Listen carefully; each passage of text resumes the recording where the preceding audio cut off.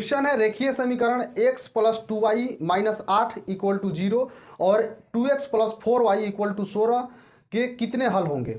ठीक है, तो यहाँ पर दो समीकरण दिया हुआ है। पहला समीकरण है x plus 2y minus 8 equal to 0। ठीक है, दूसरा समीकरण है 2x प्लस 4y प्लस 16 है, तो इधर हम करेंगे तो ये माइनस 16 हो जाएगा इक्वल टू 0। ठीक है, यहाँ हम इसको हल करेंगे तो a1 इसको हम a1 मान लेते हैं, इसको b1 c1। ठीक है, तो a1 इक्वल टू 1 हो जाएगा, b1 इक्वल टू 2 हो गया। ठीक है, c1 इक्वल टू माइनस 8 हो गया। ठीक है, अब यहाँ a2 निकालेंगे तो a2 हो जाएगा 2, b2 हो जाएगा आपका 4 और c2 हो जाएगा 16। ठीक है, माइनस का 16 हो गया। अब हमें हल कैसे निकलता है a1 बाई a2। ठीक है, तो a1 बाई a2 करेंगे तो ये 1/2 हो जाएगा, b1 बाई b2 करेंगे तो ये 2/4 हो जाएगा, c1 बाई c2 करेंगे तो माइनस 8/16 हो जाएगा। यानी ये 1/2 हो गया, यहाँ भी करेंगे तो ये 1/2 हो जाएगा, ये 8/16 है तो ये भी 1/2 हो जाएगा। यानी जब a1 by a2 equal to b1 by b2 equal to c1 by c2 हो तो इसका अनंत हल होंगे। ठीक है, नेक्स्ट क्वेश्चन है यदि भुजा ए की इकाई हो तो वर्ग का क्षेत्रफल उसकी भुजा के बराबर होता है। ठीक है, कब कब बराबर होता है ये निकालना है। भुजा जो है एक इकाई दिया हुआ है। ठीक है, अब हमें इसका क्षेत्रफल निकालना है। क्षेत्रफल क्या होगा, भुजा स्क्वायर, यानी एक का स्क्वायर करेंगे तो एक ही आएगा, यानी एक इकाई स्क्वायर हो गया। ठीक है, यहाँ पूछ रहा है कि यदि भुजा का मान 1 हो तो क्षेत्रफल कितनी बार 1 आएगा। भाई जितनी बार करेंगे उतनी बार 1 ही आएगा। ठीक है, तो इसका आंसर जो है हमेशा होगा जो ऑप्शन डी में दिया हुआ है। नेक्स्ट क्वेश्चन है एक निश्चित धनराशि पर 5% के वार्षिक दर से 3 वर्ष में प्राप्त होने वाला साधारण ब्याज 5250 है। समान अवधि के लिए ब्याज की समान दर से धनराशि का चक्रवृद्धि ब्याज क्या होगा।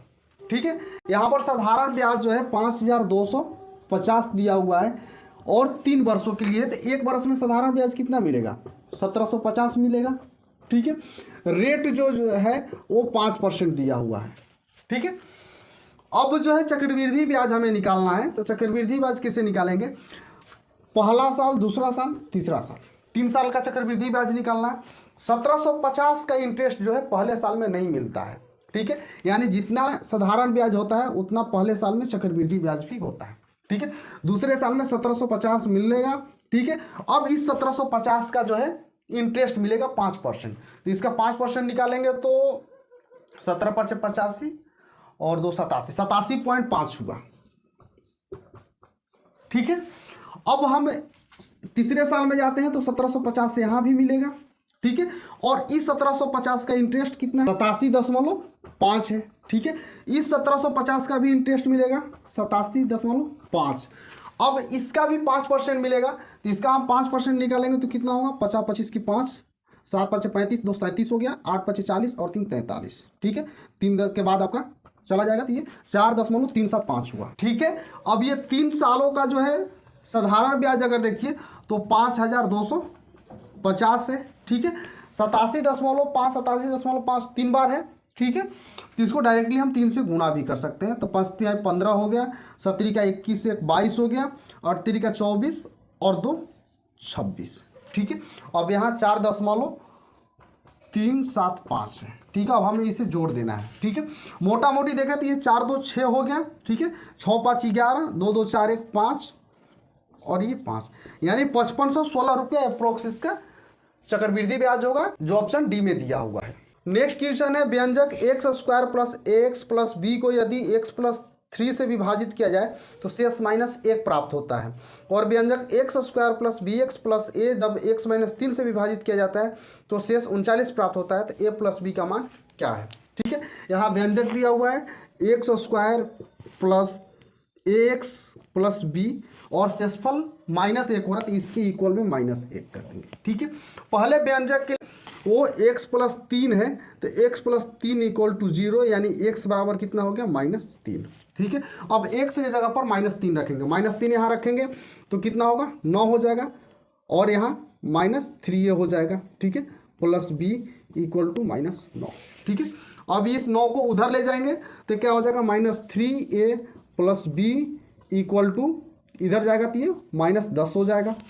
ठीक है, यदि माइनस चाहे तो हम इसको हटा सकते हैं, तो कैसे लिखेंगे 3a minus b equal to 10 हो गया। ठीक है, ये पहले से प्राप्त हो गया।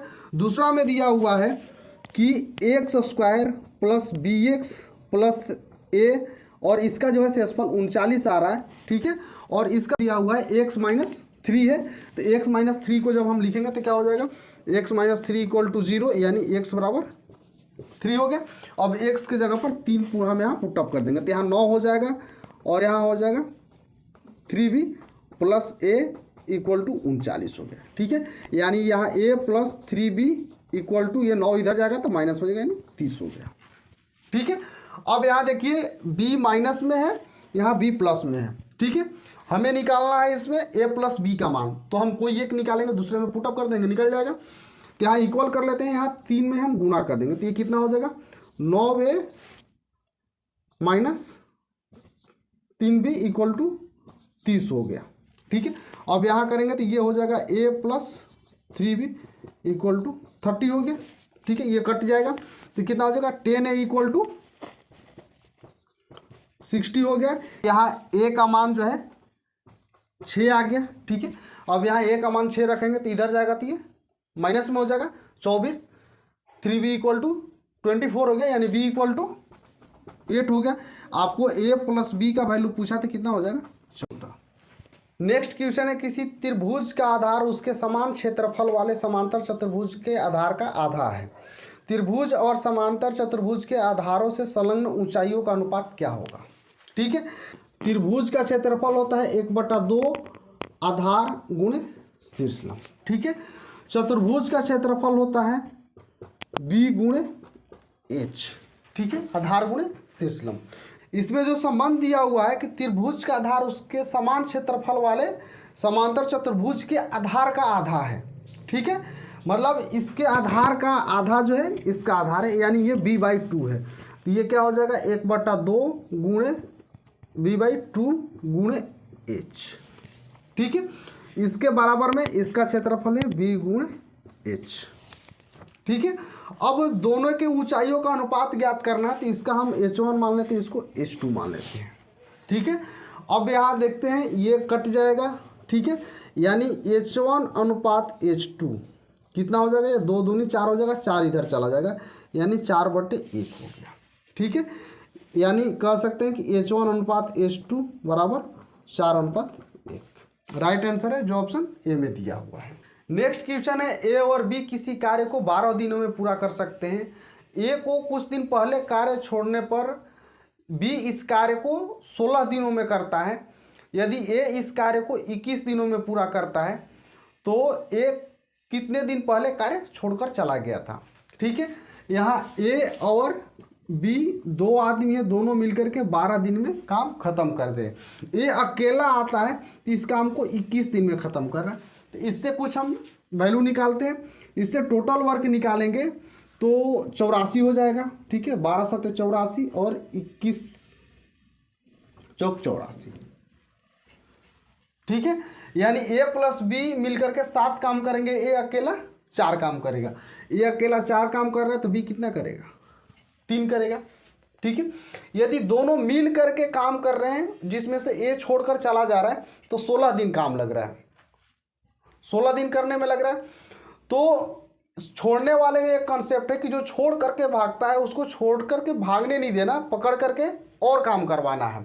ठीक है, कैसे करवाना है, टोटल 16 दिन लगा है, मान लीजिए कि 16 दिन दोनों मिल करके करते तो कितना काम करते, एक दिन में 7 करना तो 16 गुणे 7 करते तो टोटल कितना कर देते 112। ठीक है, 112 दोनों कर देते। ठीक है, अगर पूरी 16 दिन करते, लेकिन कर रहे हैं कितने में 84 कर रहे हैं तो 84 इसमें से माइनस कर देंगे, ये 12 में से 4 गया 8 हो गया, 10 में से 8 हो गया 2, यानी 28 काम जिससे पकड़ करके करवाया गया था, यानी जो भाग रहा था उससे 28 काम करवाना है।